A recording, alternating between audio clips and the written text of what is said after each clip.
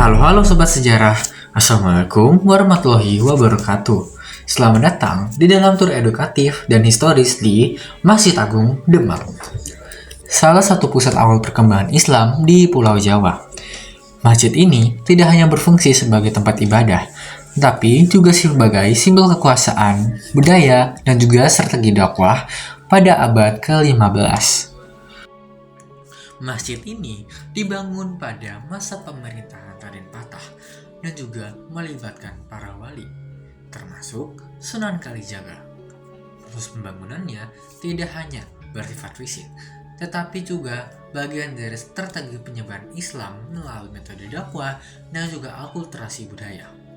Fun fact-nya, masjid ini dahulu digunakan sebagai tempat musyawarah, politik, dan juga pengambilan putusan kerajaan. Yang artinya, fungsi masjid ini pada masa itu sangat luas, bukan hanya tentang agama, tetapi juga mencakup tentang aspek pemerintahan. Perjalanan kita dimulai dari area depan masjid. Di sini tampak ciri khas arsitektur tradisional Jawa, yaitu atap masjid yang berbentuk limas dan bertingkat 3. Struktur ini memiliki makna teologis yang kuat, yaitu atas, isan, tengah, iman, dan paling bawah adalah Islam. Bentuk atap ini juga menunjukkan adanya kesinambungan antara budaya dari masa peralihan dari Hindu-Buddha ke Islam. Adaptasi ini dilakukan agar masyarakat lebih mudah menerima ajaran baru tanpa kehilangan identitas lokal. Selanjutnya, kita bergerak ke sisi utara menuju Museum Masjid Agung Demak. Museum ini menyimpan berbagai artefak penting, yang salah satunya adalah yang terkenal, itu adalah lawan bledek, yaitu pintu utama masjid yang penuh dengan ukuran simbolik. Fun fact-nya, nama lawan bledek berasal dari kata bledek, dan berarti petir. Masyarakat percaya bahwa pintu ini berkaitan dengan kisah Ki Ageng Selo, yang konon mampu menangkap petir dengan tangan kosong. Secara historis, cerita ini menunjukkan bagaimana unsur mitologi digunakan dalam memperkuat legitimasi spiritual pada tokoh pada masa itu. Selain itu, ukiran pada tokoh ini mengandung pesan moral dan juga filosofi kehidupan. Setiap motif memiliki arti tersendiri, seperti pengenalan diri dan hubungan manusia dengan Tuhan. Lalu, kita lanjut ke bagian belakang masjid, yaitu kompleks makam Raja-Raja Demak. Di daerah ini dimakamkan para tokoh penting Kesultanan Demak termasuk Raden Patah. Kompleks ini sering menjadi lokasi ziarah. Aktivitas ini juga tidak hanya bersifat religius, tetapi juga bersifat kultural. Banyak pengunjung datang untuk memahami sejarah penyebaran Islam di tanah Jawa. Fun fact-nya, secara filosofis, posisi makam itu dekat dengan masjid, dan itu bukan sebuah kebetulan.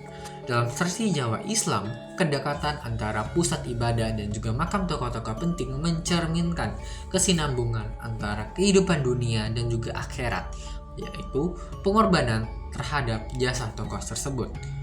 Sekarang kita masuk ke dalam masjid. Interior masjid didominasi oleh struktur kayu jati. Material ini dipilih karena kekuatannya dan kesediaannya pada masa saat itu. Di bagian utama terdapat 4 tiang besar yang dikenal sebagai Soko Guru. Tiang-tiang ini menjadi penopang utama bangunan. Setiap tiang memiliki nilai simbolik yang dikaitkan dengan anggota Wali Songo. Tiang pertama itu dikaitkan dengan Sunan Bonang. Tiang ini melambangkan kekuatan iman. Lalu tiang kedua berasal dari Sunan Gunung Jati yang melambangkan semangat dakwah. Lalu tiang ketiga dibuat oleh Sunan Gunung Ampel yang melambangkan ilmu dan juga kebijaksanaan. Tiang keempat itu adalah tiang yang paling unik, yaitu Soko Tatal yang dibuat oleh Sunan Kalijaga.